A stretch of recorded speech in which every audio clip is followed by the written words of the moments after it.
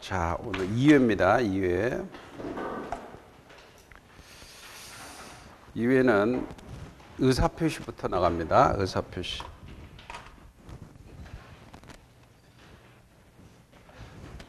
이제 의사표시입니다. 의사표시. 의사표시는 의사와 표시가 일치해야 돼요. 근데 일치하지 않는 경우가 진이 아닌 의사표시가 있죠. 진이 아닌 의사표시. 107쪽.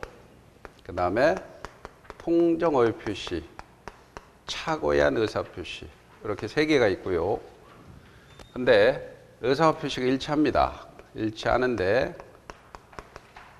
하자가 있어요. 이렇게 하자가 있어요. 그게 사기나 강박에 의한 의사표시입니다. 그 다음에 의사표시 효력 발생 시기고, 그래서 이게 비진이가 있습니다. 비진. 즉, 그 진이한 의사표시를 비진의 표시. 다른 말로는 심리유보. 다른 말로는 단독 허위 표시라고 나옵니다. 단독 허위 표시. 다 같은 얘기입니다. 그러면 진이한 의사표시는 107조에서 자, 갑이라는 사람이 있습니다. 집이 있습니다. 내 집을 줄 생각이 없는데 준다는 의사표시 했어요. 준다는 의사표시 했다. 줄 생각이 없는데 준다는 의사표시, 증여 의사표시 했어요. 이거는 원칙적으로 유효니까 소유권을 넘겨줘야 됩니다. 근데 의사표시한 사람을 표의자, 받은 사람은 상대방입니다. 근데 상대방이 수증자가 진적으로 줄 생각이 없다는 갑의 진위를 알았거나 알 수 있었어. 알았거나 알 수 있었어. 알았거나는 악이죠. 알 수 있었어. 과실입니다. 알았거나 알 수 있다면 요 증여 의사 표시는 무효가 된다.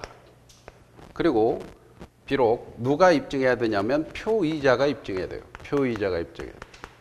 그럴 때 만약에 소유권 넘겼다 하더라도 요 병이 샀다. 병이 몰랐다. 선이라면 선이 제3자가 소유권을 취득했다면 나중에 표의자가 알았거나 알 수 있다. 악의 과실을 입증하더라도 그 무효를 가지고 요 병한테 대항 못한다. 주장 못한다는 거죠.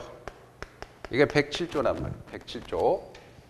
그러면 여기에서 이제 반대 해석해 보니까 요거가 악의가 선이죠. 상대방이 몰랐고 모르는데 잘못이 없다. 상대방이 선이 무과실이다. 그러면 요거는 확정적으로 유효가 됩니다. 유효가 되니까 제3자가 비록 악이라 하더라도 소유권을 취득하겠죠. 소유권 취득합니다. 이게 반대 해석하는 거고. 그 다음에 선의는 추정됩니다. 선의는 추정되니까 스스로 입증할 필요가 없습니다. 추정되니까. 그러니까 누가 입증하라? 갑이 악의를 입증해야 된다는 거죠. 이게 이제 근거 조문을 해석하는 건데, 여기 이제 판례가 등장하죠. 판례 등장하는데, 국제법 사건에서 여기서 진이라는 것은 특정한 의사표시를 하려는 생각이다. 진정으로 마음속에 바라는 것을 의미하는 건 아니다. 요거 하나 반드시 기억하고, 진이란 생각이라고 그랬죠. 그 다음에 따라서 최선이라고 판단했어. 최선이라고 판단했다면 이게 진이란 얘기죠. 진이다. 그래서 국제법 사건에서 진이란 생각이다. 그 다음에 또 각종 복직 사건이 있었죠. 그래서 사립대 조교수 사건이죠. 사립대 조교수 사건은 무리를 일으킨 사립대 조교수가 사직 생각을 없는데 사직서 제출했어요. 근데 퇴직 처리했죠. 그럴 때 나중에 수리가 되니까 복직시켜 주세요. 복직 소송을 제기하죠. 그때 이 사립대 조교수가 이 학교 재단 이사장이 알았거나 알 수 있었다는 사실 입증 못 해가지고 복직이 안 됐죠. 복직이 안 됐습니다. 복직이 안 됐죠. 근데 악덕회사 사건, 즉 회사의 지시나 강요에 따라서 사직서 제출합니다. 회사의 지시나 강요에 따라 사직서 제출해서 퇴직금을 누적 안 시키려고 합니다. 그럴 때 나중에 이 사직서 제출했죠. 사직서 제출했습니다. 그럴 때는 이 사직서 제출의 능위는 이 사원이 진정으로 제출할 생각이 없다는 것을 회사는 알았거나 알 수 있었으니까 무효다 해서 이 복직이 됐죠. 복직이 됐습니다. 근데 요런 것들은 비지 통정 착오 사기 강박에 다 적용되지 않는 것. 신공주는 신분행위 적용 안 됩니다. 그 다음에 공법상 행위 적용 안 됩니다. 그 다음에 주식인수 청약 같은 것은 적용이 안 된다. 그래서 신공주는 적용 안 되니까 공법상 행위는 적용이 안 되니까 표시된 대로 효과가 발생합니다. 그래서 적용이 안 된다. 그 다음에 대리권 남용에서 국조롭 사건이 있어요. 국조롭 사건에서는 대리권이 남용됐다면 이때는 107조 단서를 유추 적용해서 남용을 알았거나 알 수 있다면 무효 처리됩니다. 그래서 대리권 남용 사건이 있죠. 그래서 이처럼 자 107조는 이렇게 중요한 논점들이 있습니다. 그 다음에 이제 108조 통정이죠. 통정은 갑이라는 사람이 있다. 그러면 A가 있다. 그럴 때 A라는 사람이 자 돈을 구워준 채권자입니다. 채권자인데 이 채무자가 돈을 갚지 않으니까 채무자 소유 부동산에다가 야 강제 집행하려고 그래요. 강제 집행하려고 하니까 채무자가 을과 짜고서 가장했단 말이죠. 가장매매 해버렸어요. 이 통정이죠. 통정은 무효다는 얘기죠. 통정의 표시는 무효다. 근데 조심할 게 짠 거 통정한 게 과연 불법이냐. 짠 거 통정한 것은 불법이 아니다. 불법이 아니니까 불법 원인 급여가 아니니까 갑이라는 사람은 언제든지 부당이득으로 반환 청구할 수 있습니다. 아니면 무효니까 이건 부당이득이니까 부당이득은 채권입니다. 채권으로 부당이득 반환 청구하거나 아니면 무효니까 소유권이 갑한테 있습니다. 갑한테 있으니까 소유권에게서 진짜 내 거니까 내놔라. 진정명의 원인으로 소유권 이전 등기 청구하거나 아니면 말소 등기 청구하거나 다 할 수 있어요. 말소 등기 청구하거나 소유권에게서. 그래서 요거 부당이득으로 반환 청구하거나 진정명원이나 소유권 이전 청구하거나 말소 등기 청구할 수 있죠. 그럴 때 채권자는 어떻게 또 열받냐. 그러면 채권자는 야 무효니까 원상으로 회복시켜라 라고 해서 채권자 취소권을 행사할 수가 있습니다. 채권자 취소권. 그런데 을이 다시 병한테 넘겼다. 근데 병이 선이 제3자다. 그럴 경우에는 갑이라는 사람은 선이 제3자에게 자 내놔라 주장할 수 없죠. 대항할 수 없습니다. 이 사람 소유권 취득해버리죠. 채권자도 채권자 취소권 행사할 수 없어. 그래서 이 사람은 완전하게 소유권 취득합니다. 그 다음에 이것도 선의는 추정된다 그랬어. 선의 추정되니까 스스로 입증할 필요가 없습니다. 갑이 악의를 입증하죠. 그러면 시험 문제는 이게 선이라고 할 때 병이 소유권 취득하죠. 그럴 때 갑이라는 사람은 을한테 뭐 청구하느냐. 요걸 또 물어봤습니다. 그럴 때 야가 소유권 취득하니까 갑이라는 사람은 을한테 뭐 청구할까요? 집값 내놔라 청구하겠죠. 에? 그러면 집값 내놔 이걸 어떻게 청구하느냐. 그러면 네가 내 집을 불법으로 팔았으니까 불법 행위로 인한 손해배상을 청구해서 집값으로 손해배상 청구하거나 아니면 부당이득으로 집값에 상당하는 부당이득을 청구할 수 있겠죠. 에? 을이 병의 소유권 취득해버렸다면, 그죠? 이게 이제 기출이죠. 그 다음에 다시 팔았습니다. 이 다시 팔았는데 이게 전득자입니다. 이 전득자가 악이라 하더라도 야는 소유권 취득합니다. 왜냐하면 선의자 뒤에 숨은 자 은폐물 법칙에 따라서. 그런데 이 사람이 악입니다. 악이라면 소유권 취득 못하죠. 근데 악이자 뒤에 선이다. 그러면 이 사람은 선의 제3자로 보호됩니다. 소유권 취득합니다. 취득한다. 이게 이제 통정입니다. 통정인데 여기서 이제 통정이 이 통정을 한다. 다른 말로는 양해를 한다. 다 같은 얘기입니다. 양해란 말이 나오면 통정이죠. 그리고 여기서 가끔 나오는 게 여기 요즘에는 제3자가 누구냐 이거 제3자가 그래서 제3자는 통정 허위 표시에 의해서 새롭게 이해관계를 맺은 자죠. 그래서 만약에 이 목적물을 산 사람, 목적물에 가압류한 사람, 요 가장 채권에 가압류한 사람 다 제3자죠. 그러나 제3자를 위한 수익자, 제3자를 위한 계약에서 수익자는 제3자로 보호 안 됩니다. 보호 안 된다. 그리고 기출 나왔던 게 대리 행위에서 대리인이 통정을 했어. 대리인이 통정했을 때 본인은 제3자가 아닙니다. 제3자가.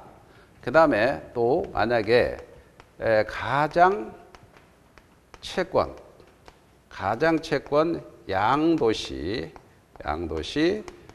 채무자는 제3자가 아니죠. 기존에 존재하는 자니까 이런 사람들은 제3자가 아니고 이 당사자는 제3자가 아니고 당사자들 상속인들도 제3자가 아닙니다. 그런 것들이 이제 시험 문제에 가끔 물어보죠. 이렇게. 그 다음에 이제 착오가 있죠. 착오. 109조 착오는 내용의 중요 부분으로 착오가 있어야 돼요. 중요 부분으로 착오가. 내용의 중요 부분으로 착오가 있고 중대한 과실이 없어야 돼요. 중대한 과실이 없다면 취소할 수 있죠. 취소해버리면 소급에서 무효가 됩니다. 소급에서 무효가 되니 그때 부당이득을 청구할 수 있죠. 이렇게 됩니다. 근데 여기에서는 해제 후에도 취소할 수 있다는 판례가 있죠. 해제 후에도 취소할 수 있다는 판례, 기출 판례. 여기에서 공장 사건을 생각하라 그랬죠. 갑이라는 사람이 있고 토지가 있습니다. 이렇게. 근데 을이라는 사람이 공장을 지을 거니까 파세요라고 했어요. 그래서 이 사람이 표의자죠. 표의자가 그럽시다라고 계약의 상대방입니다. 그러면 공장 지을지 안 지을지 이것은 내부 동기입니다. 내부 동기. 그러면 동기의 착오는 어떻게 문제되느냐? 첫째가 이 표시가 안 되면 착오가 아닙니다. 표시가 안 되면 착오가 아니다. 근데 두 번째, 표시만 하면 되지 이것을 내용으로 하려는 합의까지는 필요 없다는 게 판례다. 그러나 세 번째는 상대방이 유발했어. 상대방이 유발했다면 이거는 표시 여부 불문하고 착오가 된다는 게 판례죠. 그럼 여기서 동기가 표시됐으니까 파세요. 그러니까 그럽시다 라고 했는데 사고 보니까 공장을 지을 수 없는 땅이다. 그럴 때는 표의자가 중요부로 착오니까 취소할라요. 그래서 중요부로 착오는 누가 입증한다? 표의자. 표의자는 효력 부인자입니다. 기출 나왔죠. 효력 부인자인 표의자가 입증해야 돼요. 그러니까 상대방이 너 무슨 말이냐? 자, 미리 알아보지 않은 건 중대한 과실 아니냐? 이렇게 입증하겠죠. 그래서 이 중대한 과실은 누가 입증한다? 상대방이 입증합니다. 상대방은 효력 유지자죠. 효력 유지자가 입증하라는 거죠. 이 중대한 과실은 현저한 부주의죠. 근데 요 사건에서는 미리 알아보지 않은 것은 중대한 과실이다. 고로 취소할 수 없다. 원고 패소가 나왔습니다. 따라서 공장 사건에서는 공장을 지을지 안 지을지 미리 알아보지 않은 것은 중대한 과실이니까 취소할 수 없다. 이렇게 나옵니다. 그럼 만약에 경과실이다.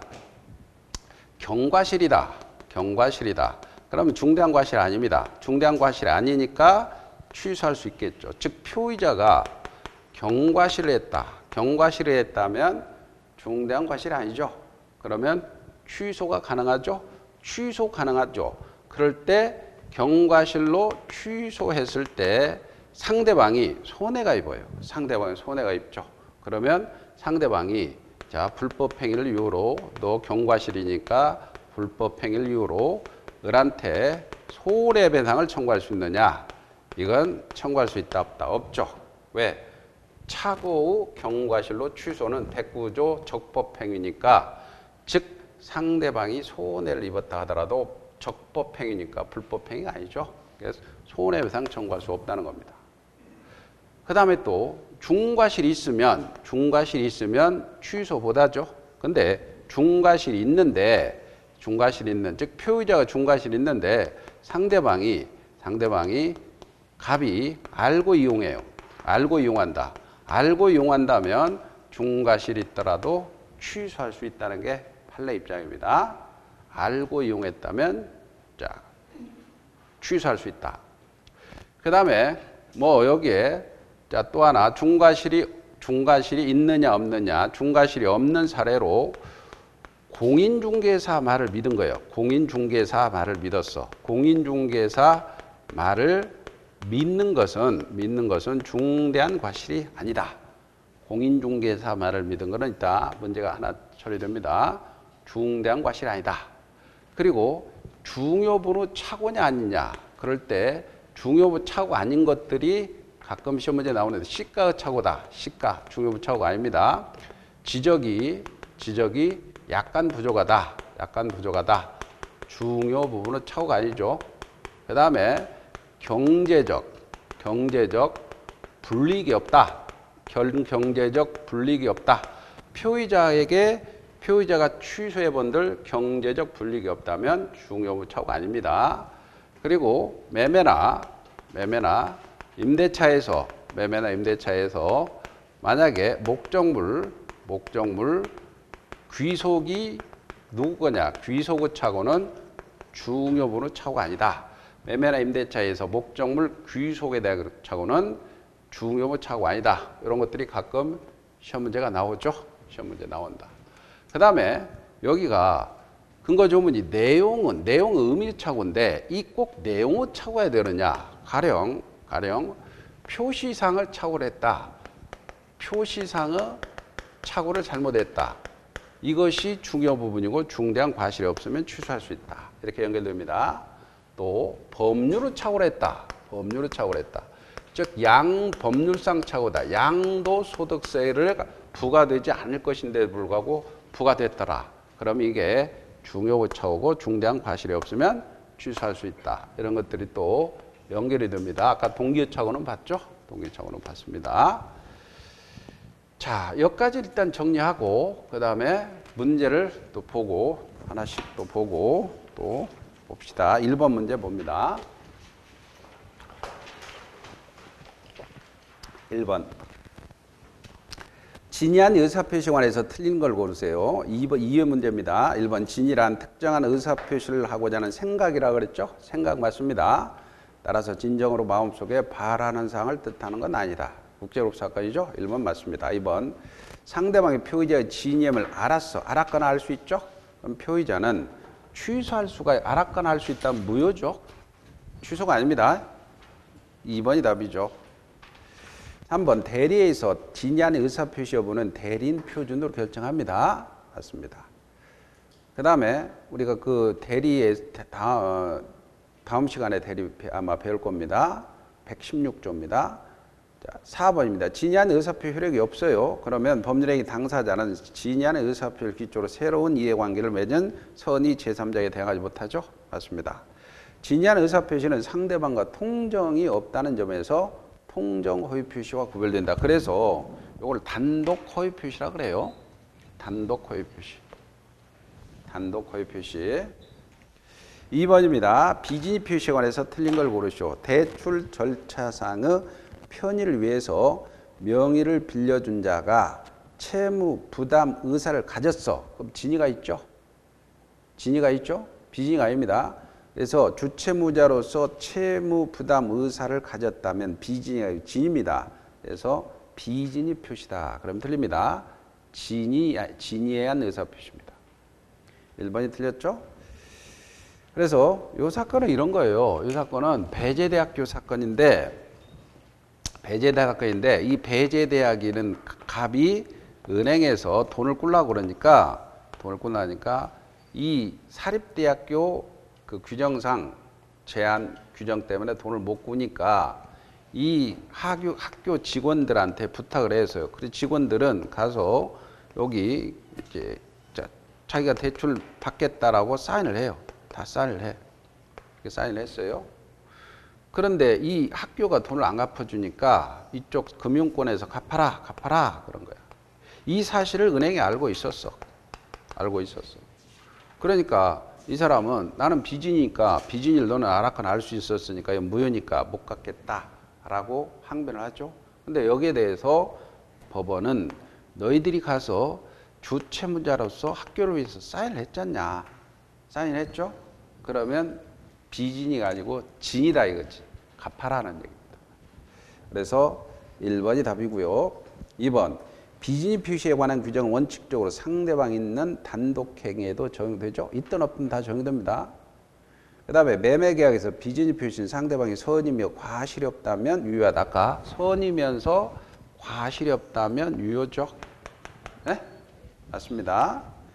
사직의사가 없는 사기업 근로자가 회사의 지시, 사용자의 지시가 있어. 그러면 비진이 표시죠. 복직됐죠. 상대방이 표의자의 진임을 알았다는 것을 무효 주장하는 표의자가 입증하죠. 맞습니다.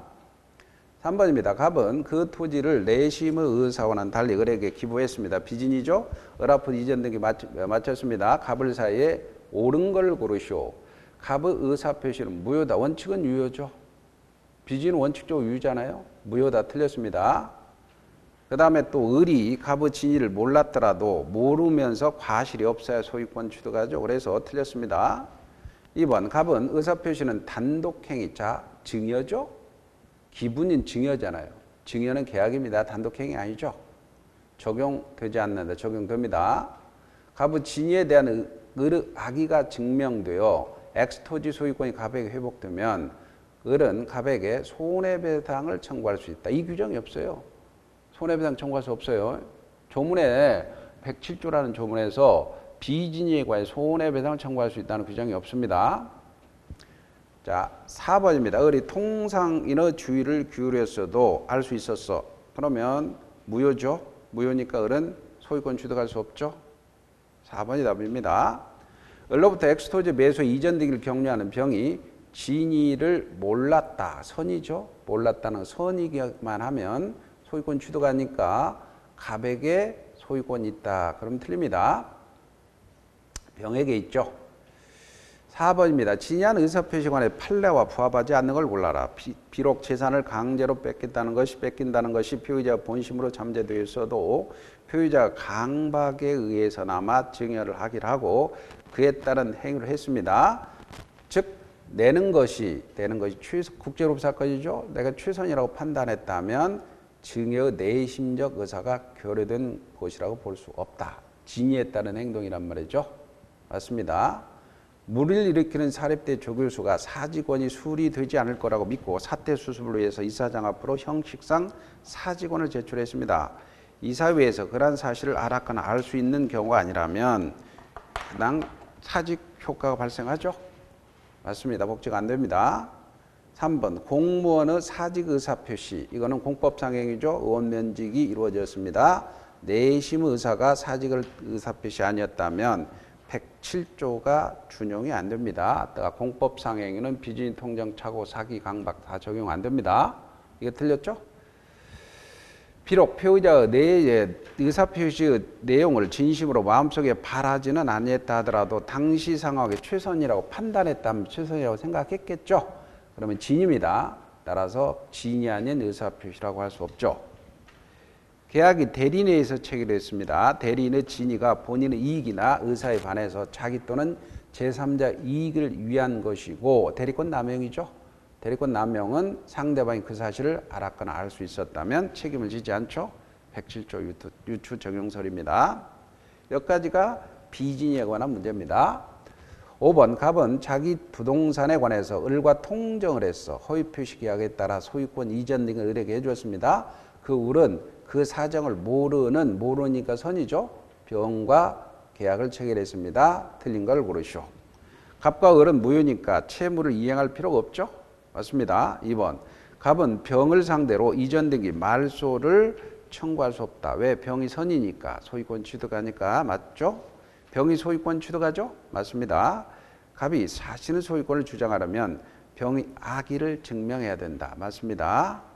병이 선이더라도 과실이 있으면 소유권 취득하지 못한다. 선이기만 하면 되지 여기서 과실이 있든 없든 상관하지 않죠? 틀렸습니다. 선이기만 하면 소유권 취득하지 과실이 있더라도 상관없어요. 5번이 답이고요. 비진이 표시에 관해서 틀린 걸 고르시오.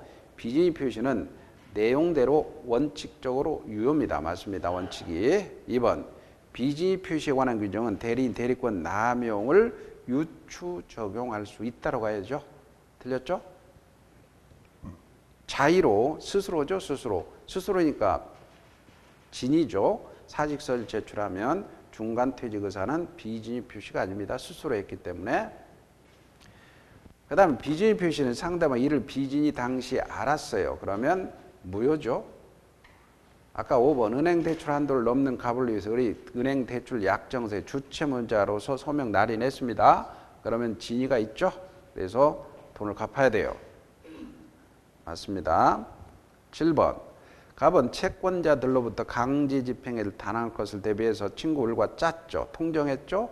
자기 소유 부동산을 매도한 것처럼 을에게 소유권 등기를 해줬습니다. 그런데 을이 등기명의 된 기와로 제3자에게 매도하고 등기를 해줬습니다. 제3자가 가장매매라는 것을 알고 취득했다. 알고 했다. 악이죠. 가장매매 갑은 제3자에게 소유권 반환을 청구할 수가 없다. 제3자가 알았으니까 소유권 취득 못하죠. 그러니까 있다라고 가야죠. 없다가 아니고 있다라고 가야 됩니다. 선의가 아니잖아요. 그 다음에 2번 제3자가 선의로 매수해서 소유권을 등기했습니다. 이후에 그 가장 매매된 것을 알게 되면 제3자가 가장 매매 무효는 주장할 수 있죠. 이 사람이 선의인데 소유권 취득하는데 요게 스스로 무효를 주장하는 건 상관없습니다. 이게 답이죠.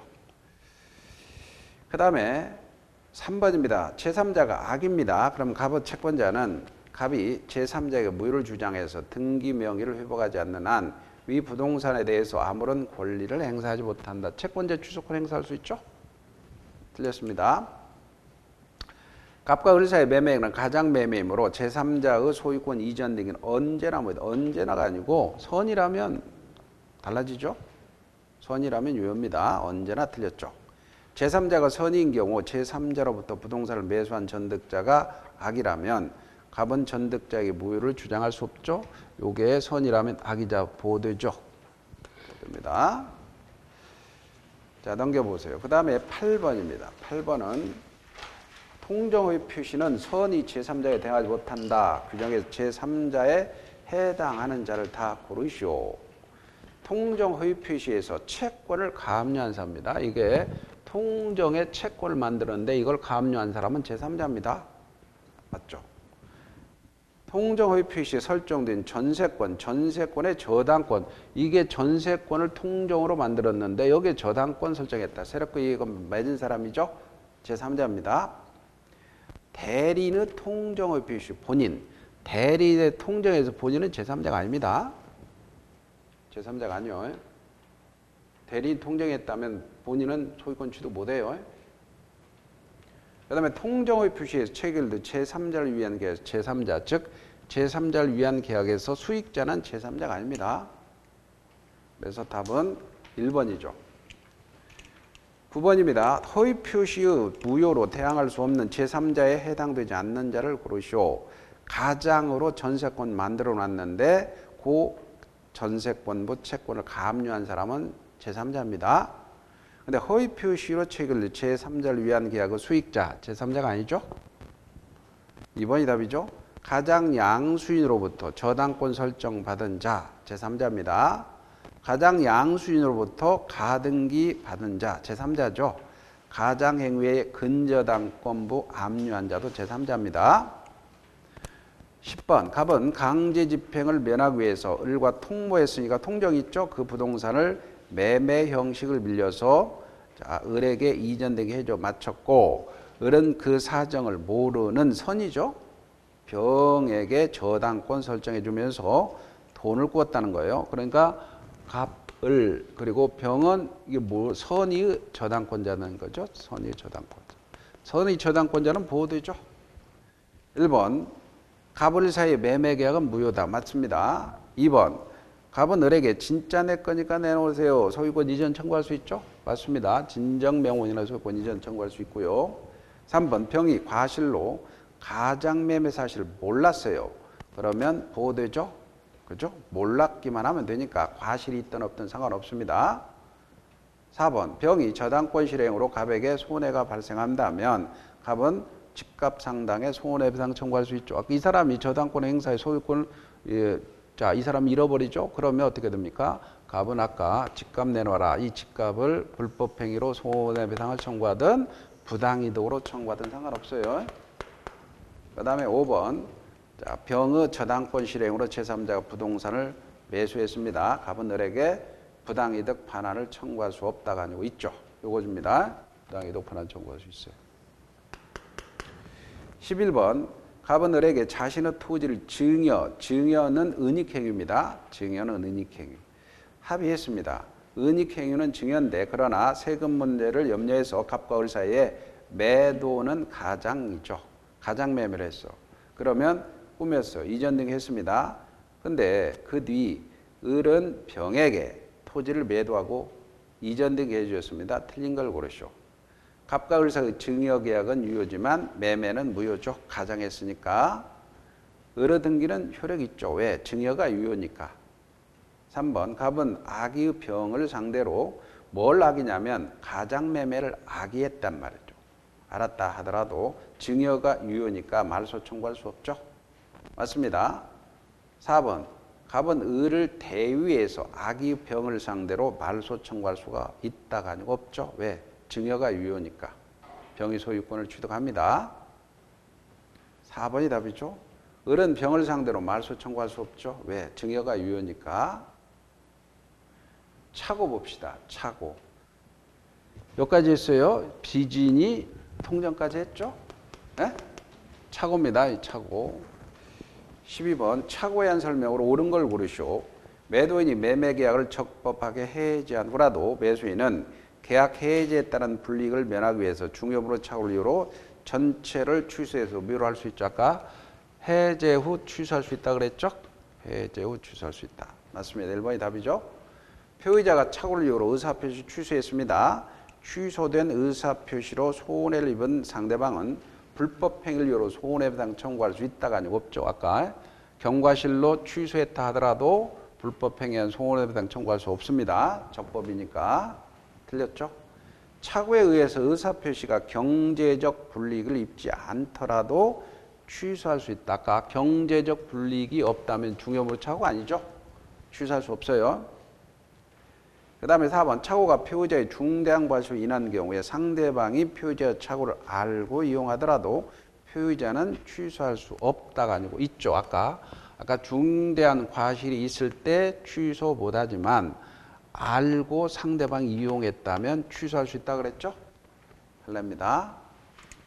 5번 표의자가 중대한 과실 유무는 차고에 한 의사표시 효력을 부인하는 자. 아까 여기 중대한 과실은 상대방이니까 상대방의 효력 유지자지. 그죠? 효력 부인자는 중요부로 차고입니다. 효력 유지자로 가야 돼요. 13번 차고로 인한 의사표시권에서 틀린 걸 고르시오. 상대방이 차고자가 진위에 동의해서 진위에 동의했다면 차고가 없죠. 그러면 차고는 취소할 수가 없습니다.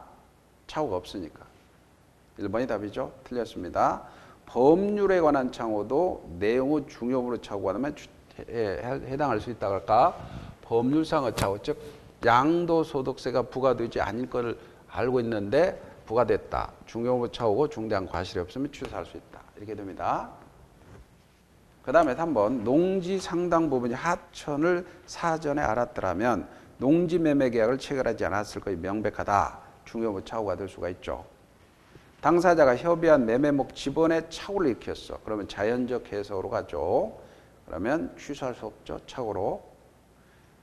토지 소유자가 공무원의 법령 오해에 따른 설명으로 착오에 빠졌습니다. 취소할 수 있죠. 이게 상대방이 유발했죠. 상대방이 유발했다. 그러면 착오가 됩니다. 14번 착오에 관한 법률행위에 관해서 틀린 걸 고르시오.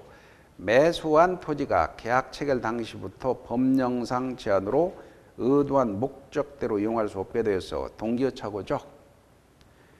주채무자가 소유의 부동산에 가압류 없다고 믿고 보증했는데 그 가압류가 원인 무효다. 경제적 불이익이 없죠. 경제적 불이익이 없으니까 취소할 수가 없습니다. 상대방에서 유발된 동기의 착오는 동기가 표시되지 않더라도 착오가 될 수 있죠. 공인중개사를 통하지 않고 토지 거래를 했습니다. 토지 대장 등을 확인하지 않는 매수인은 동일성에 관한 착오로 취소할 수가 없다. 왜? 중대한 과실이 있잖아요. 중대한 과실이 있죠. 취소 안 됩니다. 그 다음에 매수인의 중도금 미지급 이유로 매도인 적법하게 계약을 해지했습니다. 취소할 수가 없다가 아니고 있죠. 15번 갑은 대상 토지 20평, 40평, 20에서 40평가라면 돌에 편입될 것이라는 공인중개사 말을 믿었어. 믿은 것은 중대한 과실이 아니라 그랬죠. 중대한 과실이 아닙니다. 신축을 위해서 을 소유 토지를 매수했고 그와 같은 사정이 체결 과정에서 현출됐으니까 동기가 표시됐죠. 그리고 이를 알고 있었는데 실제로는 전체 면적의 약 40%에 해당하는 197평이 도로에 편입됐다. 중요번호 착오죠. 그러니까 이거는 어떻게 된다면 동기가 표시됐으니까 내용이 됐어요. 그리고 자 197평이니까 중요번호 착오죠. 공인중개사 말을 믿은 건 중대한 과실 아니죠. 그러니까 취소할 수 있죠. 네? 1번 동기의 착오가 주로 문제됩니다. 맞습니다. 매매 대상 토지 중 20평에서 40평가량만 도로에 편입될 것이라는 중개인의 말을 믿고 신축에서 토지를 매수했는데 197평이 도로에 편입되었습니다. 중요부분으로 착오라고 들 수 있어요.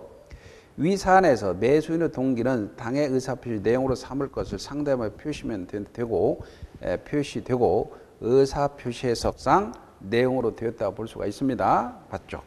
위 사안에서 매수인 갑이 당시 정육점을 운영하고 있었고 편입 부분에 관해서 중개인의 말을 믿고 착오에 빠졌다면 중대한 과실이라고 볼 수 없죠. 그 다음에 동기의 착오를 이유로 표의자가 의사표시 취소하려면 당사자들 사이에 합의가 이루어진다. 합의까지 이루어질 필요는 없다고 그랬죠. 아까 동기의 착오는 내용 합의 필요 없어요. 판례죠. 5번이 답이죠. 그 다음에 이제 여기까지가 이제 착오까지 했어요. 착오까지 했고 1시간 끝났나? 자, 잠시 요약 판례집 봅시다. 요약 판례집.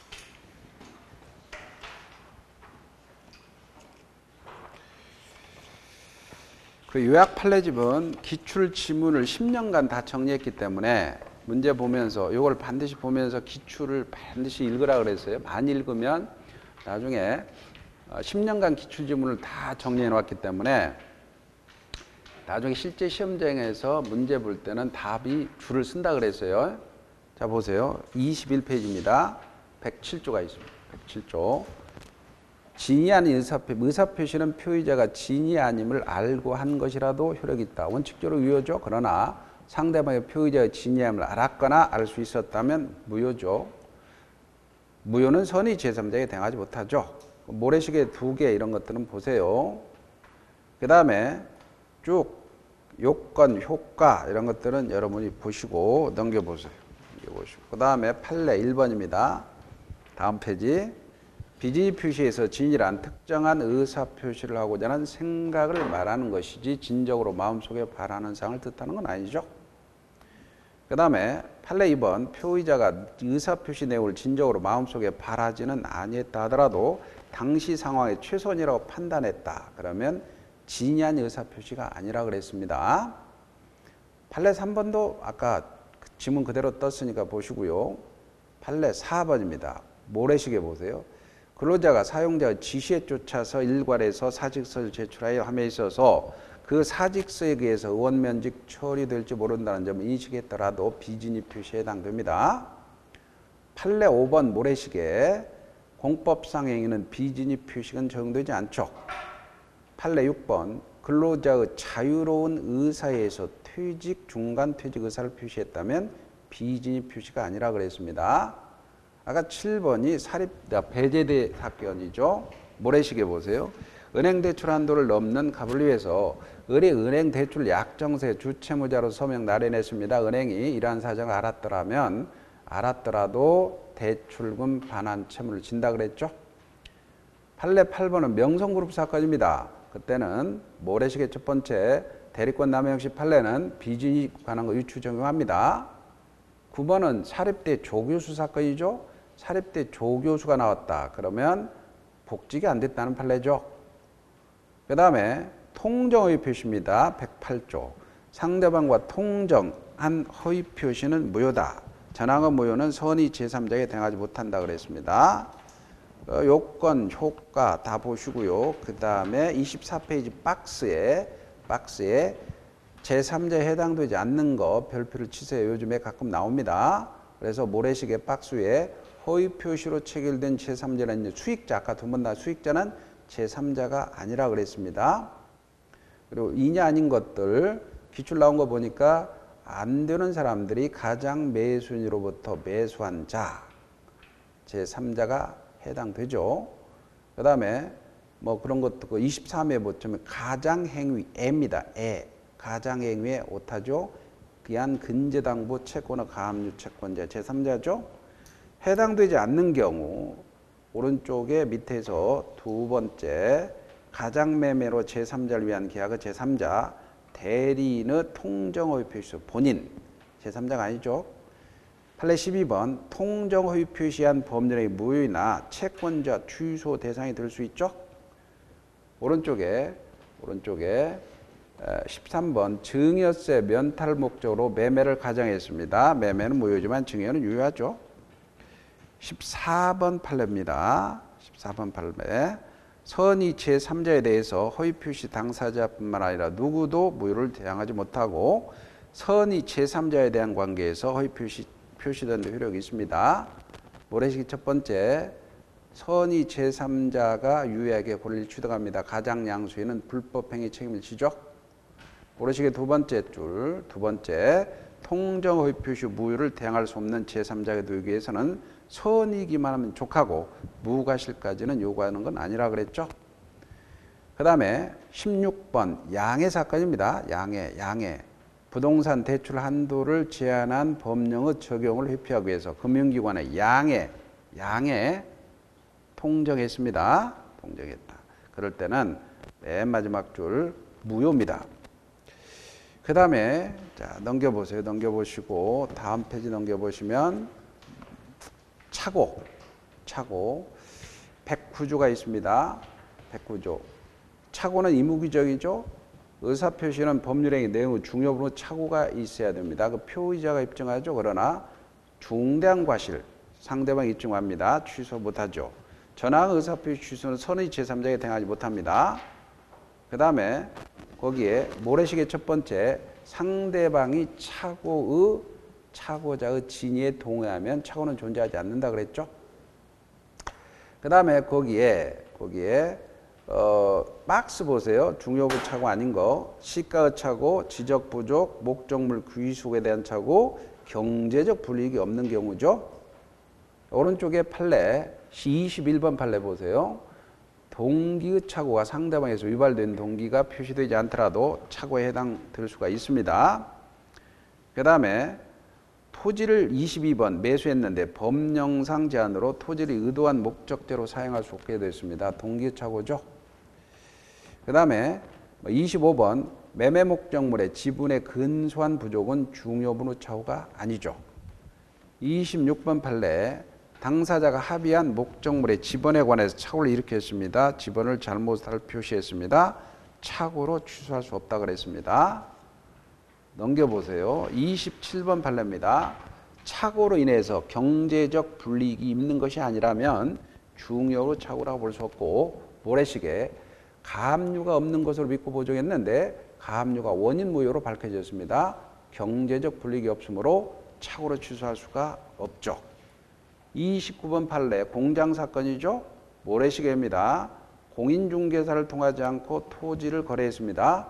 토지 대장 등을 확인하지 않는 매수인은 매매 목적물로 동일성의 착오가 있더라도 착오로 취소할 수가 없죠. 30번 판례 두 번 나왔죠. 표의자가 착오를 이유로 취소하려면 취소하여 상대방이 손해를 입은 경우에도 상대방은 불법 행위를 이유로 손해배상 청구할 수 없다 그랬습니다. 판례 31번은 자 밑에서 세 번째 줄 끝마무리 해제된 계약을 착오로 취소할 수 있다 그랬죠.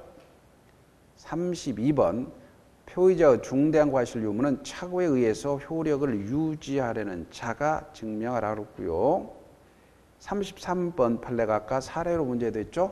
토지 대상 20평에서 30평가량만 도로에 편입될 것이라는 중개사 말을 믿고 주택 신축을 해서 매수하였고 그와 같은 사정을 계약 체결 과정에서 현출되어 매도인 이를 알고 있었는데 실제로는 전체 면적의 30%에 해당하는 197평의 도로에 편입됐다. 동기의 착오를 이유로 취소할 수 있다고 그랬습니다.